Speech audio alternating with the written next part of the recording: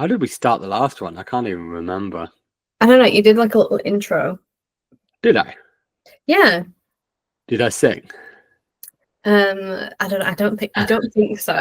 Welcome, better take the ride. Harry make the bound, Chelsea take it on. Hello, welcome back. If you're back, welcome. If it's your first time, Olivia's back. Woo! Yay! Hi, everybody. So clearly, given that we got more views than subscribers on the last one, everybody wants more Olivia because it's the only time we've ever got more views than subscribers. Even when we had 3 subscribers. So welcome back, Olivia. I think we give the people what they want. Yeah, I mean, you're welcome. So what do you know? What's occurring? Well, I went to a Eurovision party last weekend, which was very fun. You went to a Eurovision party, so you didn't host. I didn't host, but I cooked. So because I don't trust anyone else in the kitchen. What did you cook? We had pulled pork burritos. Wow. Did it in the slow cooker. It was delicious. So wraps, obviously, pulled pork, rice. Did you have rice? No, I suppose that doesn't fall under the burrito umbrella, but there was no, I mean in the burrito. What do you put in the wrap with the pulled pork? Surely not just pulled. What goes in? No, so we had guacamole, pico de gallo. In the burrito. Yeah. Okay. Lettuce, cheese, sour cream. Yeah. Okay. That was I'm with it. you. I mean, I personally wouldn't put guacamole in the burrito. I could be wrong in that. I don't know if you can tell by my complexion, I'm not Mexican. So it may be that's the done thing. But to me, burrito, a staple of burrito is rice. Like I can't imagine a burrito without rice, but hey, I'm not the expert. I just go to the fast food places like that make you burritos in town. So don't quote me on that. But okay, it sounds nice though. I'm just wrapping my head around guacamole inside the burrito.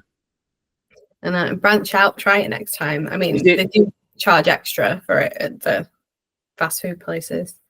Is it guacamole or is it guacamole? I don't actually know. I'm showing my naivety here.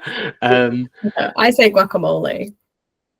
Yeah, I feel like I don't know the answer. So let's stick to what we know. Okay, so you did the burritos, and was that it? Was that all the sustenance for Eurovision? I mean, there was a heavy amount of drinking, as with any Eurovision party. I didn't think you drank. What? I thought you were teetotal. No, well, I'm sober curious. Yeah, I like that. A big Gen Z thing at the minute. So I drink sometimes, but not very regularly. And when I do, I don't get very drunk. I'm getting lit up curious. I just like to get wasted. No, that's an absolute lie. Maybe when I was 21, but no. Now I just like to be jolly. Yeah, I don't like getting past the point of being in control of myself and knowing what happens. So yeah, just a little buzz is nice, and then you stop yourself. Wicked. Right. Okay. And so Eurovision. I literally saw a guy who was like one of those, those wind things that you get. Yeah. For outside places you buy car tires and stuff. I saw a guy doing that, singing about cappuccinos or something. Did that happen, or was that a fever dream? No, that did happen. That was Estonia's entry, and it's basically taking the mick out of Italians. Okay. And they did very well. I think they came 3rd, actually. Right. They did very well with their Weird Al knockoff. Okay. Very good. Okay, so who won? What was or even? Sorry, carry on. sorry, Austria won. A very, very well deserved, because he was like an opera singer, but they did like a techno opera thing. It was very good. That sounds incredible. Right, I need to hear that. Maybe that, following on from last time, maybe that should be our theme tune. But I won't speak too soon because I've not heard it. But it's you've sold it to me, and it sounds amazing. This year it wasn't. I mean, Sweden had a great entry where they sang about saunas. The bookies all thought that they were going to do really well, but they ended up not placing very, very highly. I mean, we got 0 points again, which was disappointing, but I mean, there were just so many better acts. Okay, wicked. I mean, not a lot else has really happened outside of the glamorous world of IT, really, in my life. I'm a slave to the keyboard, you know me. So there's not really a lot else to report. I don't really know what else to say. Well, I mean, I went to Norway 2 weeks ago to see my brother, which was nice. Oh yeah. And this is tech adjacent, but they're living in the future, because we saw like your brother or Norwegians generally. Norwegians generally, and my brother, I think, by proxy, because he lives there. I just imagine your brother walking around Oslo with like some like Daft Punk helmet on. Yeah. Yeah, okay. I've never met your brother, but that's how he looks now to me. He looks like one half of Daft Punk. But they were like washing like windows in like high-rise buildings with drones. Washing windows in high-rise buildings with drones. Yeah. When it's been a while since I went to Oslo, but I don't recall a huge amount of high-rise buildings. But it's not like high rise, because there's a height limit on the buildings, but like a good couple of stories, and they were using drones to wash the windows, which I thought was so. Like, describe these drones, because when I think of a drone, I think of like a little kind of thing with like 4 propellers. I'm assuming like literally those. Literally, it's on a rig, so it's on a track, so you can't really divert it. And there was just a guy sat on a chair with his little remote, and the drone had, I don't want to say it's a hose, because it wasn't. It was like a little sprayer and some water flying out of it, and the guy was controlling it and going up and down this track to clean all the windows. It was very cool. Yeah, I can't visualize that, but I mean, it doesn't. I mean, there's an element of doing stuff because you can, do you remember like 3D TVs when it's like, oh no, like you can watch football in 3D, but you've got to sit on your sofa with these glasses on it. And I remember thinking, people don't want that. Like, that's not in people's hearts. And I just feel like washing windows with drones, like, it doesn't strike me. Just get off your ass and wash the fucking windows. Do you know what I mean? Like, just like there comes a point where it's just like, are we just doing stuff because we can? I think so. I mean, an interesting thing that I did note about Norway is that there are no self-checkouts. Like, you have to go to a cashier. There's no self-checkouts in any shop anywhere. But, so why do you think they don't have self-checkouts? I think it's partially to do with retaining employment for people. Okay. Because they're very concerned about unemployment over there. They want everybody to have a job and have a stable income, because it's expensive to live there. And I think it stops people from stealing as much as well. Like the crime rate in Oslo for a capital city it's so low, it's insane. So I think that by having to go to a person to pay for all of your stuff, it stops you from shoplifting, maybe.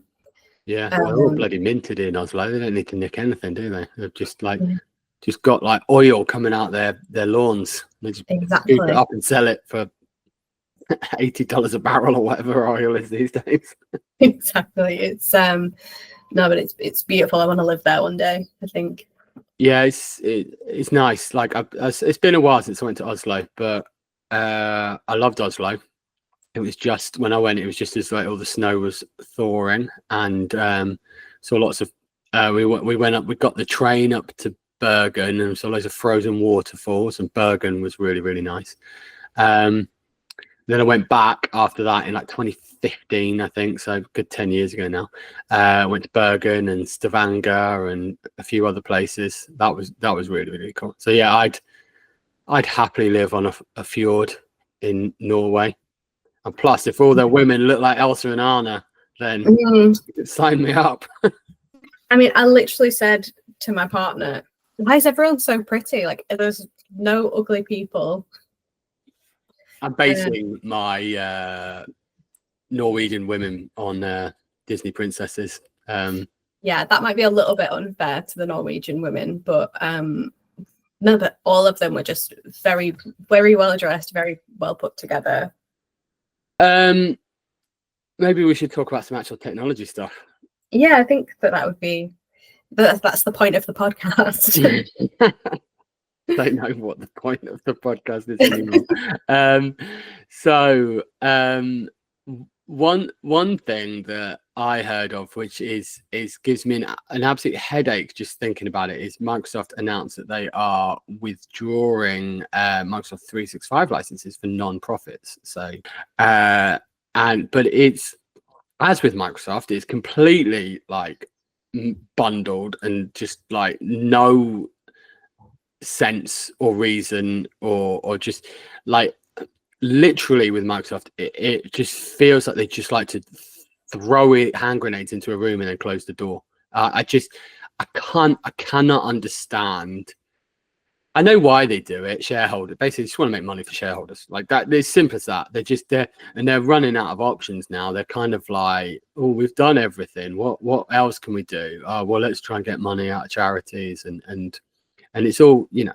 So shareholders is the reason, but I don't think, I'm maybe showing my political side a little bit too much, but I don't understand why Microsoft need to make more money and need to try and,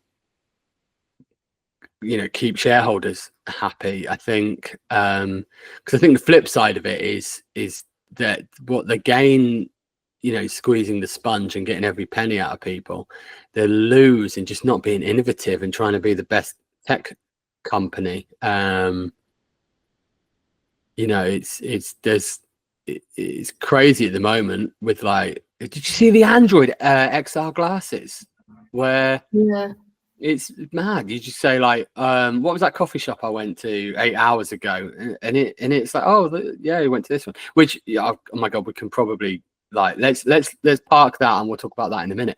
But I don't understand Microsoft. Olivia, explain Microsoft to me, because I can't with them anymore, honestly. Yeah, I mean, you see it with other companies that are just so gigantic and massive and bloated. They're just it gets to a certain size and it just goes, the quality goes downhill and the customer experience goes downhill. You see it with Nike a lot, where they're like, running shoes are just, they're not as good as they used to be. None of their clothes are as good as they used to be. So it's a lot of that. And I think that by aiming to please shareholders and make money, you're doing your company a disservice, because, you know, the people who are using your products are ultimately going to suffer. And you see it a lot with, like, new Outlook, for example. I cannot wrap my head around why we need a new version of Outlook, a new version of Teams, when the old versions are perfectly fine. Everybody likes them. Everybody's used to them. I understand March of Progress and all that, but I think that it just sounds like they're making work for themselves, because they're so bloated and it employs so many people. They don't care about efficiency. It's all about how we can make more money. And then they stop giving licenses to charities, and charities are now going, well, where are we going to make this money, where are we going to get this money from to pay for all of these licenses? Because they're expensive ultimately, and you can't buy them from the grey market anymore because that's now a black market. So it leaves charities no other option other than to pay Microsoft for their licenses. I don't think that they're going to do it. I think that they are going to roll back on that, because I hope that they get a bit of backlash from it, from being just so end stage capitalist that we're now going to start charging charities for things. I think that it's I think they're gonna roll back on it. Well, I mean, it's interesting you say that, but because I noticed that. So just for people who aren't clued up on this, historically you got 10 free business premium licenses if you were a non-profit, which for most small non-profits that's enough. For most of our clients who were non-profits, that's enough. But they basically announced that they were getting rid of those, but they would give 300 free business basic, and that is basically means that, I mean, premium comes with loads and loads and loads and loads of stuff, but for your average non-profit and charity, what they're missing there is the desktop applications, so Word, Excel, PowerPoint, Outlook, those things physically on their computer, so if they're offline on the train or something with their internet connection, they can still operate, and like various security things like anti-spam and antivirus and things like that. So on the face of it, still sounds quite generous, and I guess to some degree it is. However, I noticed that on their website they have added back in 10 free business premium licenses. Now, whether that's intentional or whether that's a mistake, I don't know, because Microsoft haven't, decided to tell anybody whether that was intentional or not. So that, again, throwing grenades in the room and closing the door, it is honestly like they just want to create as much chaos as possible. And I'm sure that's not the case, but that's what it feels like. So who knows where the dust will settle on this? I mean, we may just end up back where we were, because of backlash, as you say. But who even knows? So then there's an element with Microsoft where you're like, well, I just won't pay any attention to that, because when they moved their 365 licenses from 30 days to 12 months, there was so much like changing that it got to the point where I was like, I'm going to stop reading these emails until it gets nearer the time when we actually know what's going to happen, and then I can do stuff. But then obviously from our point of view, you and I actually transitioning clients and agreements and things like that, we've got to do it all last minute.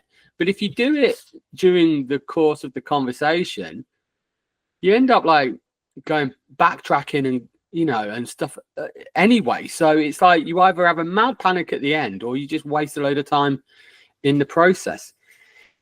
And then why is let's forget about new teams for now and just like stick to new Outlook. Why is new Outlook so atrociously bad? I mean, it's beyond bad. It's like a child designed it and a half decent software engineer built it. I can't understand it. It's like Liverpool Football Club just firing all their decent players and getting a load of 12-year-olds. I don't get it.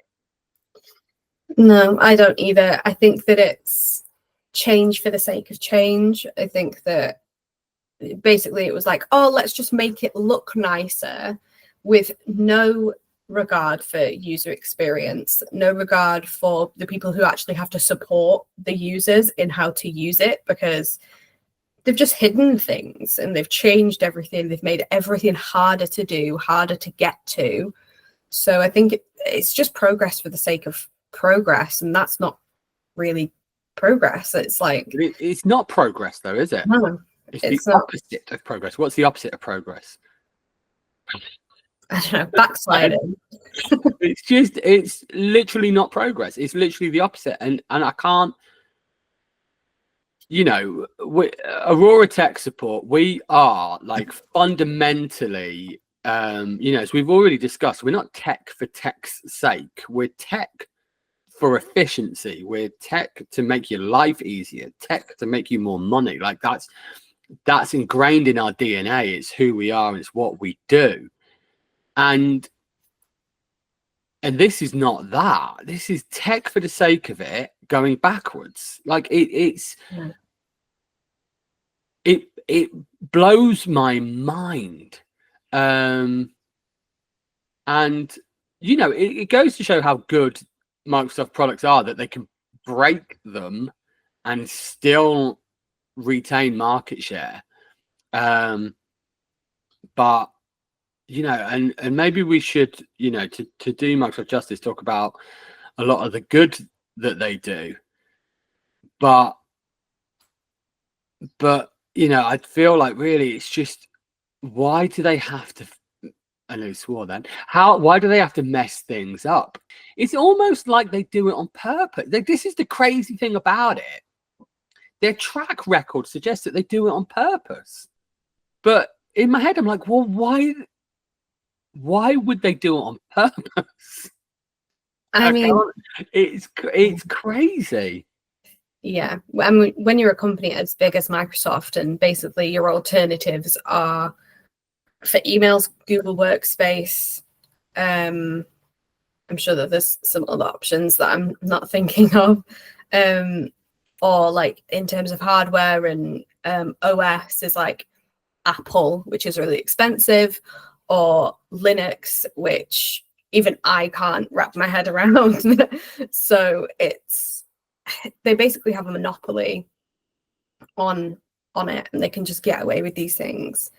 And I think that they're just really taking that to their advantage and not fixing things that need fixing. Like, for example, File Explorer opening web pages in Internet Explorer still, even though Internet Explorer is end of life. So any time that you want to open a SharePoint file, there is a chance that you will have to go into Edge, open it in Windows Explorer mode to get it to work, which I think is ridiculous. Like, why have you not fixed that? Like, that's crazy to me. And there must be engineers there that are saying this. Yeah. I can't believe that, because they're in Seattle, aren't they? I think I can't believe that they're all down Starbucks eating bagels and drinking coffee. There must be engineers that are just like, this is ridiculous. What are we doing, guys? There must be. There must be one, at least one poor guy or girl who's like, oh my god, like this is mind-numbing. I mean, and like you say, like Linux market share and things like that, and that's true, and so they get away with it. But I do think things are changing. Like so much is done just purely on phones now. There definitely is a generational thing whereby baby boomers definitely still love their laptops and potentially desktops, and then Gen X and millennials, I suppose, are a bit of a kind of, I would somewhat put those two together, that they're probably a mix of the two: phones, tablets, laptops. But then I definitely think, and it's maybe a little bit too early to decide what Gen Z are going to do, because some of them are still like year 7, year 8 at high school. So it's hard to say exactly which way that will go. But, it's going to be a lot of mobile devices. So, and Windows obviously don't have a phone anymore. The Windows Phone like crashed and burned. So, I definitely see a transition. And then, as we were talking about, the Android XR glasses, which if if you've not seen them, they're incredible. Apple are developing their own version of augmented reality glasses.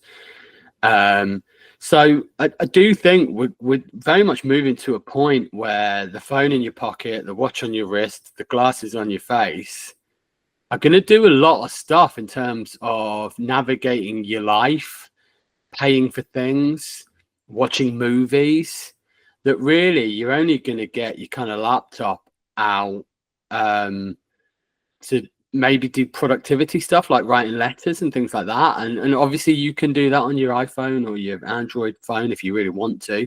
But I'm not sure it's the greatest typing experience for doing stuff. So it is changing.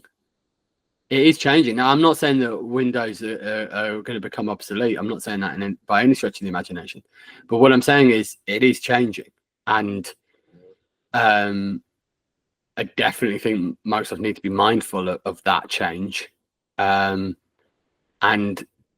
they're not really doing anything because, as I understand it, all their AI stuff is essentially Chat GPT, isn't it? Basically, yeah. I mean, I've got my own opinions about AI and using it for work and stuff. There's a couple of times where I'm like, okay, like that's acceptable. But I think that instead of maybe focusing on, because it feels gimmicky to me, like Gemini and I don't know what Microsoft's is called. Well, they have Copilot, but I correct me if I'm wrong, but I think Copilot is largely open AI, isn't it? It's yeah. I don't think it's their own product. And the same with Apple, to be fair. Apple is also open AI and Chat GPT, but yeah, I think that AI has become this kind of gimmick. Don't get me wrong, I think it is a really useful tool with productivity and things like that, you know, organizing things, writing emails, stuff like that. But there's a big thing, especially in my generation, Gen Z, where we don't like, having spoken to friends about it and stuff like that, there's a big pushback against all of this AI stuff. Like, I try and use it as little as possible. And you know, sometimes you have to use it, like mandatory. It's there in Google searches and it's wrong in Google searches. It's crazy. And I think that people who say that AI is going to take over the world and nobody's going to have to work anymore, I don't think that they're ready, that they really understand the pushback from the younger generation, because it's like, I would rather look at art that somebody has created as opposed to an AI image generator. Yeah, we're good. I mean, we're going to talk about this in a bit, aren't we? Like whether AI is going to take over the world, but like from a point of view of pushback from Gen Z, which obviously I can't comment on because I'm not a member of Gen Z, despite the fact that I try and use their words and be an honorary member, they won't have me. So I think that, yes, there's definitely. Did you see did you see the guys from Harvard that used Meta to? Okay, so basically, I'm not explaining this brilliantly. So the guys from Harvard, which I believe had the Ray-Ban Meta glasses, which they used to do facial recognition, to search the internet for images of that person, and then query electoral roll data and government data and things like that to basically find out people's addresses and what they did for a job. So they were literally just walking up to people in the street and the train station just saying, "Are you Natalie? Do you give speeches on Indian immigrant status in the United States," or something like that? And they'd be like, "Oh yeah, I am." Like literally just walking up to me and say, do you live at this address? And I mean, like, that clearly raises loads of questions around privacy, data security and things like that, which, you know, people will make up their own minds about. it's really impressive technology, and I do think that it can be used for the right purposes, but it's also terrifying to look at, like the implications that AI has on work and, you know, socially. And it's a lot. It's a lot to deal with. It's a bit scary. It sends me into a little bit of an existential crisis, but you know, I think you know, well, it's do you try and hide away from it? Do you try and go off grid and you know, I think the issue is that data falling into the wrong hands, isn't it? That's really the problem, you know, for the most part. And this is the conversation, really, isn't it? For the most part, 99.9% of people are good people. Although it doesn't always feel like that when you go out of the house, but most people are good people, and so people having that data is fine, but it's that small percentile that would use it to do harm, and I do think that we are going to have to not regulate, because I don't think the internet should be regulated, but there has to be rules and there has to be laws around things for that small percentile.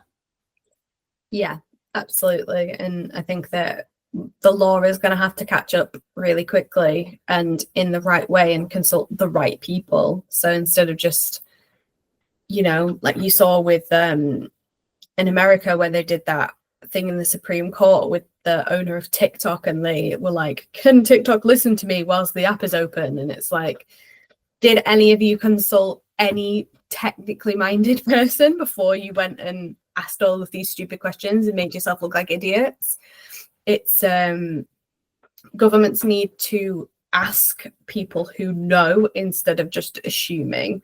And I think that that's when it comes to making laws and things like that, that's where we're going to get a bit frustrated as tech people, because we're just like looking at these like laws being created and it's like, that's not how it works. Like, have you spoken to anybody who knows anything about the law that you're creating? So I mean, hopefully they get better, but there definitely needs to be a little bit of regulation surrounding the types of images that you can generate, what you use AI for, because it feels dangerous.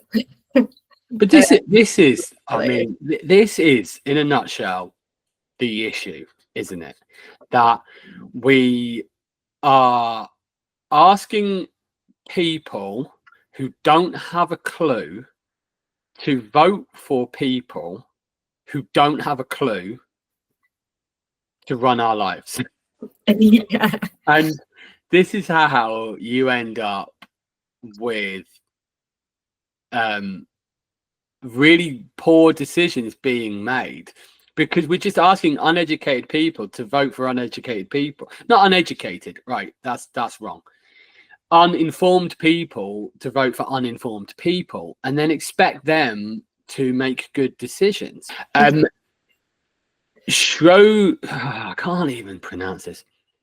Schroders are outsourcing their IT. I don't know if you know who Schroders are. They are an investment firm or a hedge fund, or something to do with money and investment and increasing Microsoft's share price, and billionaires buying yachts and the rest of us living in the gutter. Yeah. So I'm sure disclaimer, I'm sure Schroders are lovely and they're outsourcing their IT. Olivia, tell us about it. Well, I think that it's a good idea to outsource your IT, especially when you're a large business like them, full of gilet wearing people. It's interesting that they're moving away from having an in-house IT team.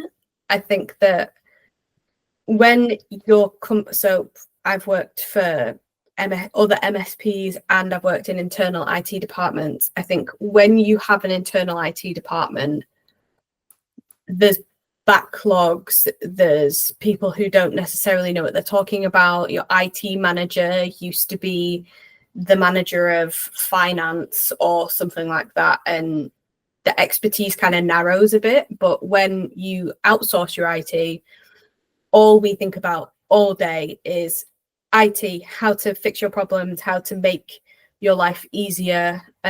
What do you need? That's our whole thing. And everybody in that business, in MSPs, hopefully will be qualified and know what they're talking about when it comes to tech. So I think that it's interesting that they've moved away, but ultimately it will be better for their productivity because they have people who know what they're talking about instead of other people who come from other places. So it's definitely an interesting move for sure. I hope that people follow in their footsteps because it will allow them to have you get better support, because that's all we're thinking about all the time. Yeah. I mean, so I know they've announced it as like a cost saving exercise to save money, so because it is also cheaper. I mean, I'm trying to be impartial because obviously, you know, you and I are going to say that it's better to outsource your IT. Of course, we're going to say that. But I'm trying to think, you know, what are the benefits of having people internally? I suppose if you know, assuming they work in the office and they're not remote, that they're right there. You can literally go up to their desk and go, help, my laptop's on fire. And I can see that. I can see why that is a benefit. But I would say probably they do work remote to at least to some degree, if like a hybrid solution, like sometimes in the office, sometimes remote. So you probably can't walk up to them all the time and throw a flaming laptop on their desk. And then if you've got the right, and we talked about this last time, and I don't want to go into it in great detail because we talked about it last time, but if you've got the right IT partner, the relationship should be the same. Like I suppose there's an argument to say that you might have a better relationship with them if they're internal, like you just generally chew the fat a bit more and know them a bit better. But to be fair, if you've got the right IT partner and they've got like a hit podcast that you can watch, you will feel like you know them. Anyway, and you will have that relationship with them, and potentially with us, Olivia, because we're great. The relationship will be better than some, you know, geeky, spotty IT engineer that you hire through total jobs. I don't mean that at all. I'm being flippant. But you know, so if you've got the right IT partner, that relationship will be good, and you will be able to just throw flaming laptops at them. So. And then the cost savings, you know, it is going to be cheaper to outsource your IT to you know, to get the firepower that we have and the knowledge that we have internally. You're going to pay a lot of money. And then, you know, also because we generally, if you add up all the computers that we're looking after and all the employees that we're looking after, we're getting a lot more kind of experience and data, and we're seeing a lot more happening. So a good idea in one company we roll out across, you know, the entire platform is a good idea in every company. So it's like what was it when COVID was hitting, and like herd immunity? It's like herd immunity, isn't it? It's like, you know, what is good for one of our clients is good for all of our clients. And you don't get that with an internal person because they only see the internal problems and they only solve the internal problems. And even if they're up till 2 a.m. On message boards, they're still only going to see a certain amount, and they're going to be knackered the next day because they're up to 2 a.m. I just know in my being that outsourcing your IT is the best way to go. To the right IT partner, I have to say, you know, and I don't want to go over it because we went over it last time. Go watch episode 1. But to the right IT partner, it's a no-brainer. Yeah, absolutely. And having worked in both internal and MSPs, it's better for the worker as well. It's better for me to work for an MSP than it is an internal IT company. And because you are seeing a variety of issues, you are broadening your knowledge. And it's also broadening your knowledge of different sectors. So like before I was just working in healthcare. Now I can say that I'm doing retail and construction and, you know, people who sell fire extinguishers, or, you know, you're getting a really broad sense of what everybody's different IT issues are in different sectors. And it's broadening your worldview and your technical knowledge. So absolutely. And I think that if you find one thing that works for one client, it most likely will work for everybody else as well. So you're seeing more ideas, more ways of working. I'm biased, but I think that it's a lot better to have an external IT company as opposed to internal, because you also can get better service as well. Depending on your IT partner, you get better service when you externally, when you go external. Yeah, it's like an audit also, almost, isn't it? Because we see something over here, and those nuances with that client, and then, you know, the next day we might be over here with another client and they're having issues, and we might think, well, hang on a minute, these guys yesterday, they were doing this and we put this in for them. That could work for you. And you're not going to get that internally. You're just not going to get that kind of crowdsourced knowledge and understanding of what other businesses are using their IT to do. If you've got someone internal, you're just not going to have that. Yeah, absolutely. And it is a lot more cost effective. I mean, for the knowledge that you get going external, you would be paying so much more if you hired internally, like a ridiculous amount more if you hired internally. And some places that, like, I worked for a very big MSP before I came here, have dedicated on-site engineers for their big clients. So if you want to have somebody sat there working, it is an option, and then you can just throw the laptop at them when it's on fire. But most problems can be fixed remotely. If not, you get a call out. It's you get a better service, and normally it's faster because internally people get comfortable. And I'm not saying that people in MSPs don't get comfortable. You get comfortable, but it's constantly changing. There's something new every day that you're dealing with. So you're on your toes, you're a lot sharper, instead of being like, oh God, this same woman again is coming, and, you know, she just doesn't know how to work a laptop, and I have to sit here and explain to her for the 7th time how to turn off her laptop. So you get a lot sharper, and, you know, like I said, I'm biased. So yeah, no, of course, and we need to bear that in mind. That, you know, of course we are going to say it's better, of course we are, but you know, also we're not mugs. We've chosen to do it because it's better. Yeah. Like, it's as simple as that.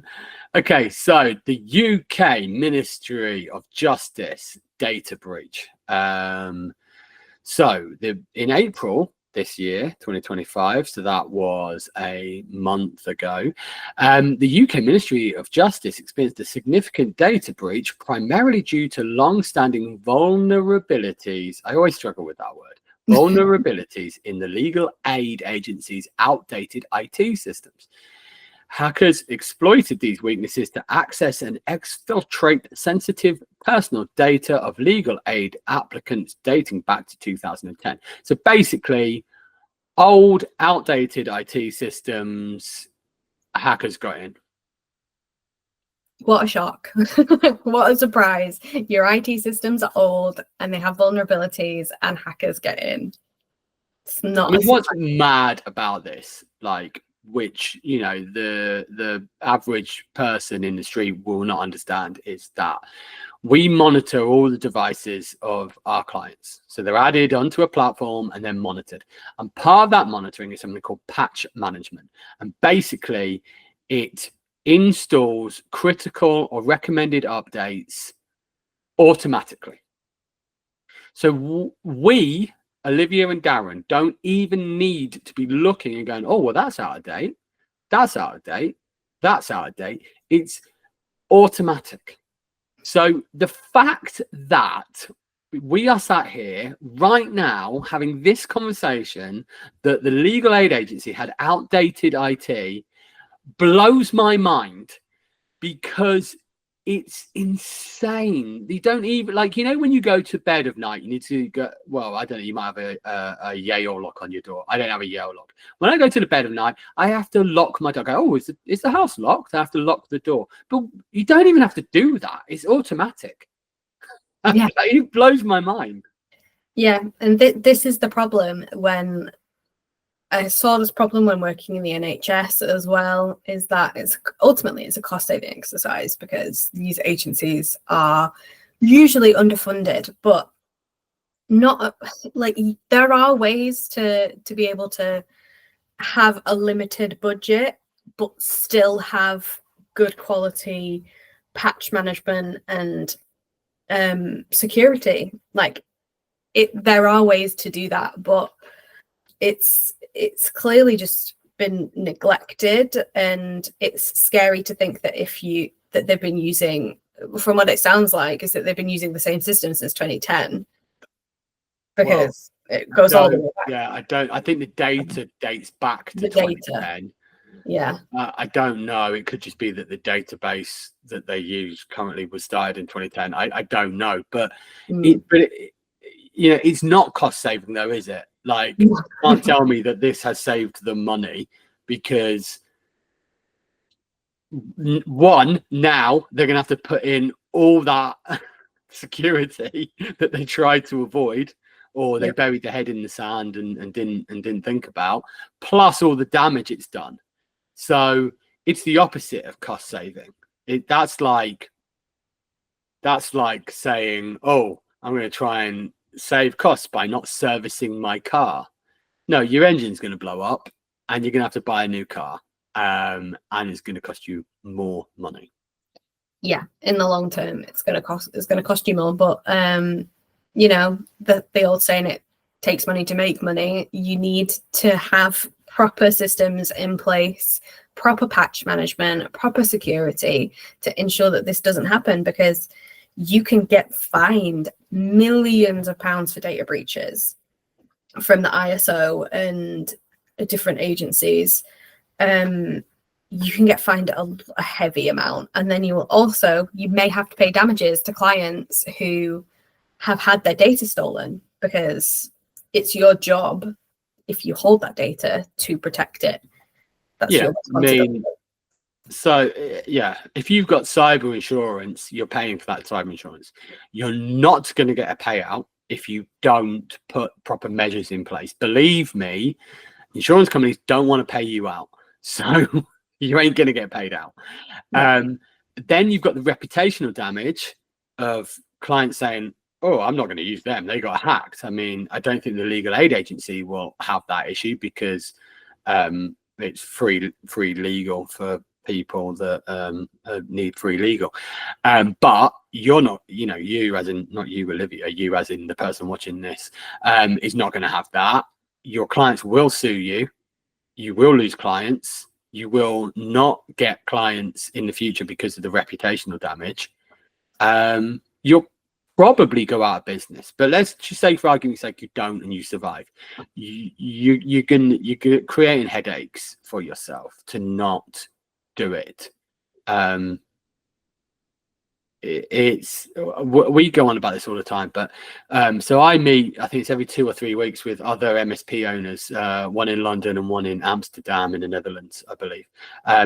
And we were literally having this conversation in our meeting this week, that unfortunately people have to feel the pain, like there's an element of, I don't know if it's burying your head in the sand or if it's calculated risk. I don't know what it is, but it just, people need to feel the pain and then they'll do something. Yeah. And I can't understand that. I know if I just eat cheeseburgers, I'm going to get heart disease. So I'm not going to, try and sort out my health when I've got diabetes. I want to proactively avoid it. But yet with this stuff, people don't seem to want to avoid it. They just seem to be like, oh, it probably won't happen, so I probably won't need to deal with this. And that is crazy because it's happening every day. It's happening all the time. Yeah, I was chatting to a couple of friends who also work in tech, and it literally feels like with security at the minute, if you don't have a proper security system in place, you are going to get hacked. Like, that's the fact of the matter. We're seeing just a rise of cyber attacks, major and minor. So if you do hold client data, and it can be something as simple as name, address, phone number, those are sensitive, those are under GDPR. So if you get hacked and that data is lost, you get fined, unfortunately. And it's just the way that it works. And it feels like, working in IT, seeing all of these attempts all the time, you're just trying so hard to get the fire down and to stop it from spreading, because you're getting, I don't know whether you feel this way, but the rise in attempts that we've had, it's crazy how many attempts we are seeing of hacks or people just trying to steal data. The rise in attempts is so steep, and it feels like it's a lot worse than it was even this time last year. It's more available. People can hire people to hack your business, and you need to be clued up to what's going on in the cybersecurity space. And if you have an IT provider that is saying that you don't need security and the price is suspiciously cheap, you're not going to get what you think you're going to get. It's expensive, but in the long run, you're protected, and you won't lose anybody's data. You won't lose your reputation. You won't lose possibly millions of pounds of fines. So it's well worth it. And yeah, what do you think about it? Do you feel like there's been a rise in cyber attacks? I think every year I see statistics saying like cyber incidents are up, X 100% or X 1000%, and I think that's mad. Like, that they can't be up that much. But I would definitely say that this year, I definitely feel like I've felt a significant increase, and not just this year, pretty much since the Ukraine war started. I've seen a major effort by Russia to destabilize the West, and they haven't got military power, so they do it with cyber attacks. So I see a massive kind of state-sponsored effort to destabilize the West through cyber attacks. More this year than last year, but a massive increase when the Ukraine war started. And with AI as well now, impersonating people and also just writing malicious code. It feels massive. It feels like people are getting absolutely bombarded, and when that kind of cyber attack happens, that just spreads like wildfire, a lot of businesses are in for a lot of pain, and our phones are going to be ringing off the hook, and we'll do what we can, but prevention is better than cure. But yeah, people need to feel the pain. It's It's horrible. It's horrible seeing people woefully underprepared that are going to lose their businesses. It's horrible, but we can only do our podcast, and we can only, put the information out there, and then people will come to us. Not everybody, of course, not everyone. We wouldn't be sat here if it was everyone, but a good percentage need to feel that pain. A good percentage need to come a cropper, and then they'll do something about it. And that's, why we're here today. That's why we're doing this. It's why we're, taking time to say these things, in the hope that people go, oh, maybe I should be looking at this. Yeah, it's all about awareness and making sure that people know that, even if you're a hairdresser, or if you own a salon, or if you own your own small business, you are not safe from it, and you need to be aware of these things.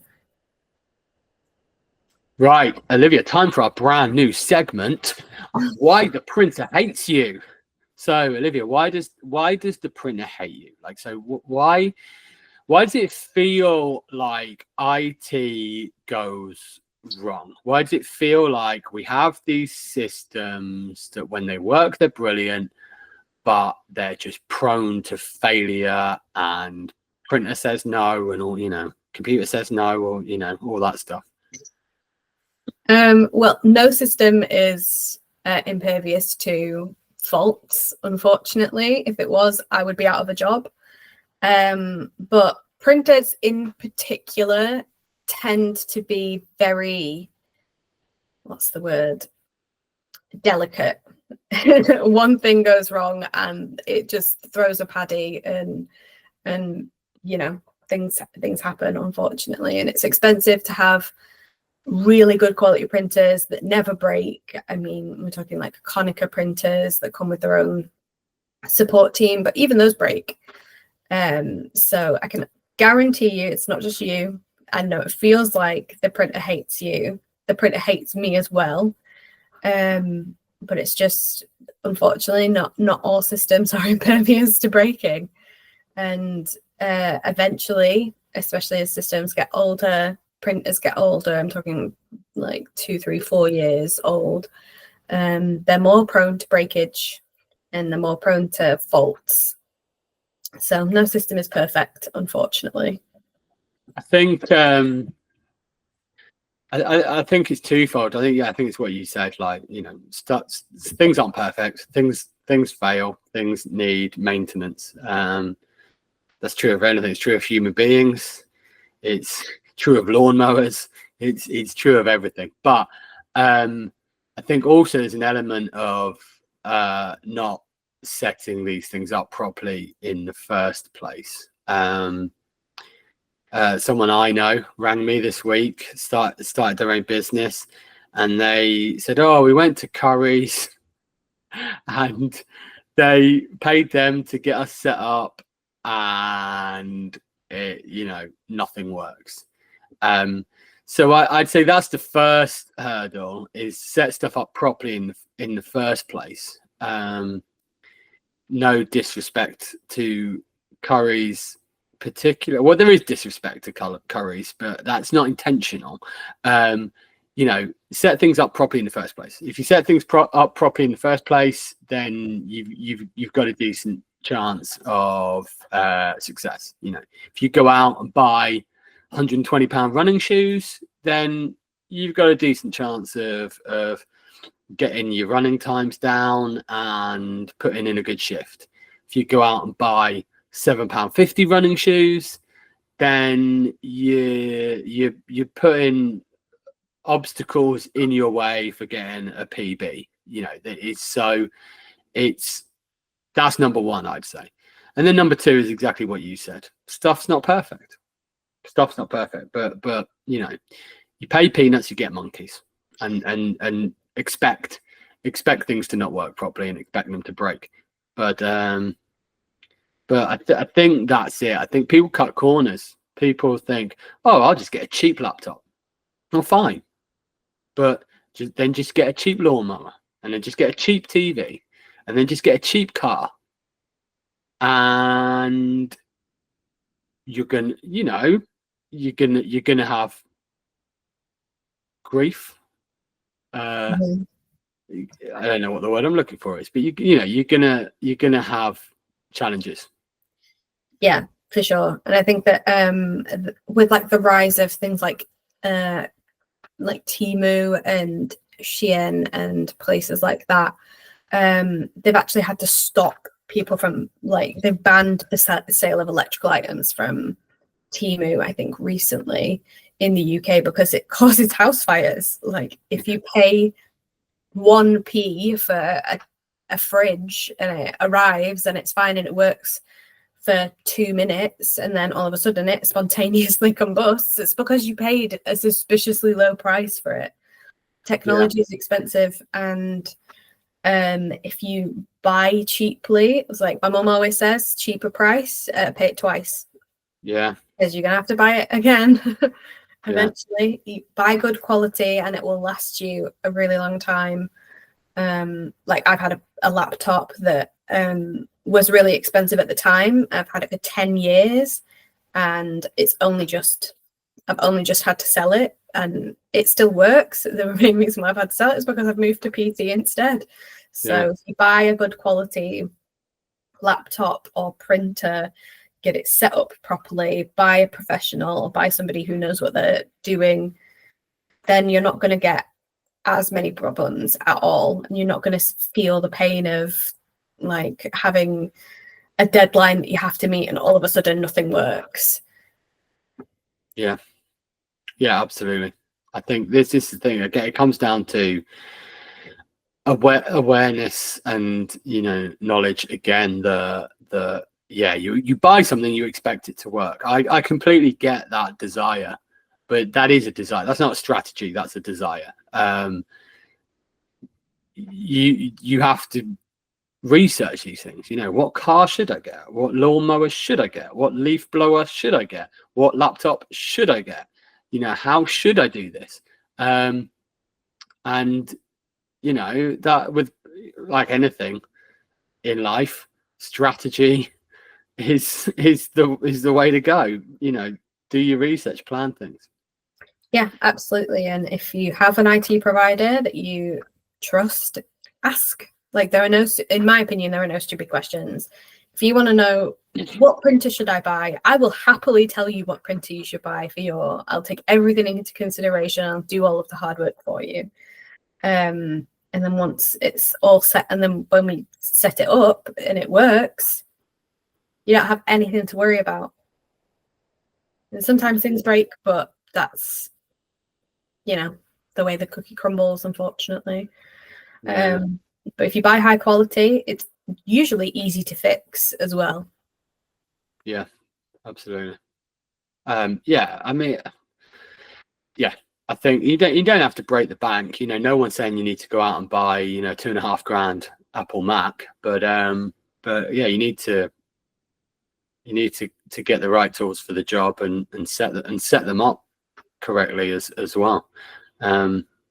Unfortunately, technology is brilliant, but it's only as good as how it's configured. So configure it right. So we talked a little bit about this earlier with AI. So the next section of our superstar amazing podcast, it's rocket to the moon, gonna dethrone Joe Rogan or whoever the top podcaster is now. Will AI steal my job or fix my inbox? So we talked about this a little bit earlier. AI, is it the next big thing? Is it going to cause mass unemployment? Well, in my opinion, I think that, especially the way that it's been implemented at the minute, it's a bit of a gimmick. It's being used as a gimmick. It's being used as a selling point by Microsoft, and you have Copilot. Search with Google and you get Gemini. Buy the next Google phone, you get Gemini built into it. So I think that it's a little bit of a gimmick and a selling point at the minute. I think that, is it going to replace people's jobs? I think some jobs are going to be vulnerable to being replaced. So copywriters, for example, proofreading, that can go out the window, I think. Is it going to replace everybody's job? Not by a long shot, not yet at least. And, you know, are people going to cut costs with the creative industry not paying graphic designers and not paying for people to do their logos for them? Yeah, probably you're going to see a decline, but for me, I can always tell when something is AI generated. I think that older people really struggle with it. You see it on Facebook all the time, where you get AI generated images and of this like poor African child building a likeness of Jesus out of rubbish, and it's like, yeah, that's great, but it's definitely AI generated. Like, I could see it, like he's got 6 fingers, like it doesn't make any sense. I think that older people struggle to identify AI generated images. So I don't think that it's going to take over the world. I think that it's going to, if implemented in the right way and in the ethical way, it's going to help people be a bit more efficient. Yeah. Yeah, I agree with that. I think it's going to change. It's going to change the world. I mean, to some degree, it has already changed the world, but it's going to change the world, like, you know, like the internet did. But the internet didn't put us all out of work. I mean, in you know, arguably the internet actually created a lot of work. AI may not have that impact, but it's definitely going to change things. People are essentially going to have their own personal assistant. You know, the days of, you know, some high flying CEO having a PA, you know, everyone's going to have their own personal assistant. You know, that can only be a good thing. You know, that's only opening doors for people. And I think that there's a tendency to focus on the negative of things, of, you know, self checkouts and, you know, and putting people out of work. And I'm sure there is an element of that. But, you know, if something brings a lot of positive as well, and if people use that positive, I don't see a reason to fear it or worry. But yeah, absolutely, it's going to replace some industries and some sectors, and I think there's a question there around, well, then if your sector can be replaced by AI, then maybe there's a reason for that. Now, on the flip side, I do think that AI will probably replace a lot of things that is highly skilled, like I think accountancy. I think, why wouldn't AI absolutely disrupt accountancy? That's not to say it's not highly skilled, because being an accountant is a skilled profession and it is highly skilled. But you've got to think that it's going to completely disrupt that sector. Because it's low-hanging fruit for what AI can do, and that I can see how that is not desirable for accountants. I get that, but you're fighting a losing battle. You know, back in the day, Aurora Techsport had a computer store. We you know, roll back the clock, it was 2004. We decided that the Apple store were doing good things, very clean kind of lines and almost like an art gallery kind of vibe. And PC stores were just like these weird, dingy, darkly lit places with like posters of graphics cards on the wall, you know, like CEX. Have you ever been to a CEX? A bit like that. And we thought, well, there's a market here for PC stores to be like the Apple store. So we opened our own shop modeled after the Apple store, but for PCs, and it did very well. And then Amazon and other internet retailers put a stop to that. I wasn't happy about it. As you say, people were coming in saying, well, I can buy this cable for 1 pence online, and you know, and it's like, well, yeah, you can. You know, it might burn your house down, but that's another conversation. But yeah, like that absolutely was a spanner in the works for us, and I didn't like it, and I wasn't happy about it. But I'm not gonna scream at the sun for being too hot. It's life. It's the way it goes. You have to adapt, and you have to move, and you have to. Well, you don't have to. I mean, you can. There's a lot of people that scream at the sun for being too hot, but the sensible thing to do is to say, look, there's nothing I can do about this. Like, I can't control this. What can I control?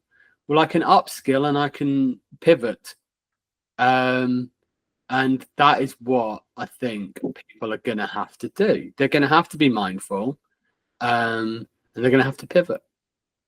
Yeah, for sure. I think that there are a couple of industries that I know are going to be completely unchanged by it because of legal regulations. So my fiance works at an accountancy firm in IT. Oh, shit. And what? Sorry, Olivia's partner, for saying that accountancy is going to be disrupted. But they have like completely disabled Copilot and any AI because of legal regulations. Because if you get AI to make you a building and that building falls down, you're liable for that building falling down still. So you say they're an accountants or an architects? Architect. Oh, I thought you said accountants. Did I say you were talking about accountant? So if I said then I thought you said your partner works at an accountant's. No, an architect. Fiance works at an accountancy firm in IT. Sorry. But yeah, they're not allowed. Fine, man. AI can't draw. You'll be fine. Yeah, you'll be good. I mean, it'll make you a building, but it'll have 6 fingers. Yeah, it'll make you a building, but it will defy the laws of space and time, apparently. And put rooms where there's no room for anything. But yes, I think that some sectors are safe. I think law as well. If you work in a legal office and are providing legal advice, I don't think that you're allowed to use AI, but I might just be making that up. I hope not. People, wrong.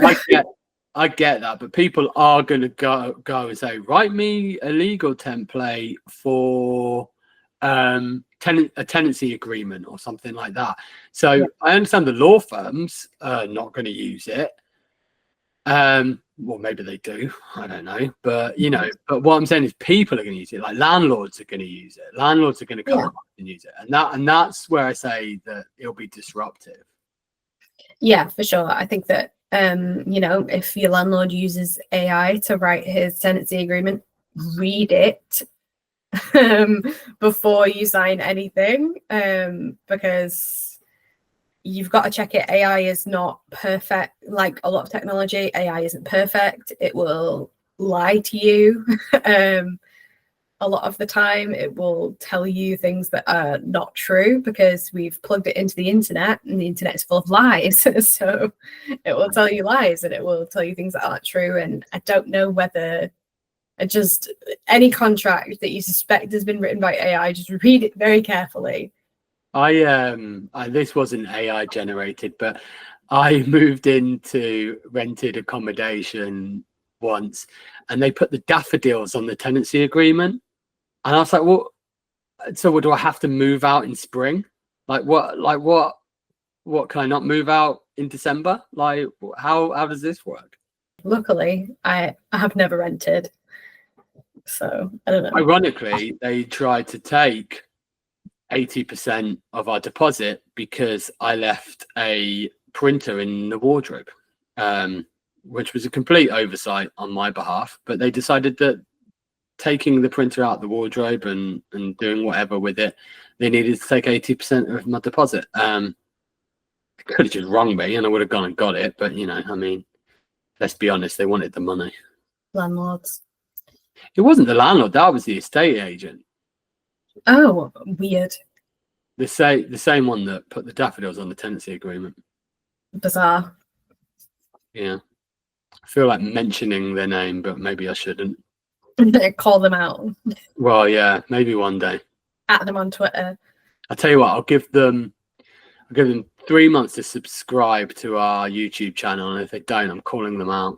This is like the Wild West, you stand outside the saloon and just go, I'm calling you out. You got your high noon. Yeah. This is a threat. So very good. Okay, so yeah, in summary, I think it would be naive to say that jobs will not be lost as a result of AI. Will jobs be created as a result of AI? My gut feeling is yes, but if I'm completely honest, I've struggled to think of any examples. So I guess watch this space. yeah, I mean, you can be an AI trainer, I've seen, which I don't know what that entails. Well, I know what it entails. It's asking AI questions and making it better. So that's technically a job. But yeah, I think it is going to create jobs, hopefully. I would hope so. I would hope so. Yeah, the optimist in me says yes. If anyone's got any opinions, stick them in the comments. But I would hope so. My gut says yes. My gut says that it will. Yeah, we'll have to wait and see. Okay, so let's wrap it up there. But finally, Olivia, what happened to Man United? Seriously, I mean, are they even going to get 40 points this season? And more to that point, I read something yesterday that the last time Man City got relegated was like 2000, 2001, and they had more points than Man United have this season. Oh yeah, we're getting relegated for sure, and it's painful. But Olivia, I think you might have just upset a lot of people. Look, I'm sorry. I apologize. I'm a realist. I mean, as a Liverpool fan, now it's difficult. I have friends who are Man United fans, and so I wouldn't say I want to see them get relegated, but I cannot fathom what is going on at that football club. Yeah, I mean, it's difficult. My brothers are really feeling the pain at the minute. They keep just going, oh, well, it's tough to be a fan at the minute. Like, okay. I mean, it's an insane fall from grace. I mean, it is. It either shows how good Alex Ferguson was as a manager, and maybe Man United have always been shit, and Alex Ferguson was carrying them. And which I think proves one point: Steven Gerrard way better than Paul Scholes. But like, how? Well, we could argue about this all day. I'm not arguing. I'm merely presenting statements of fact. We'll agree to disagree. No, we will disagree. To disagree. Disagree to disagree. Oh, dearie me. If that doesn't get us some comments, then I don't even know what to do. Very controversial. Not to me. I mean, Liverpool clearly are the best team in the world. Anyway, that's enough. Olivia, like, sing us out, or I don't know what do we do to end these podcasts? I don't know. I mean, you can't afford my royalties, unfortunately, so I won't be singing you out. Oh, okay. All right then. Fair enough. We still need a theme song, right? Pardon? We still need a theme song. I don't have any ideas. I don't know. I vote for Estonia's Eurovision song, a cappuccino song, or whatever it's called. I'm gonna listen to it, and if we can afford the royalties, maybe we'll tag it on the end of this podcast, and put the subscribe button over the top of it. That'd be good. Well, cheers, Olivia. A pleasure as always. Well, thank you. It's been lovely. Let's do some work. Yes. Cheers. Thank you. Bye. Bye.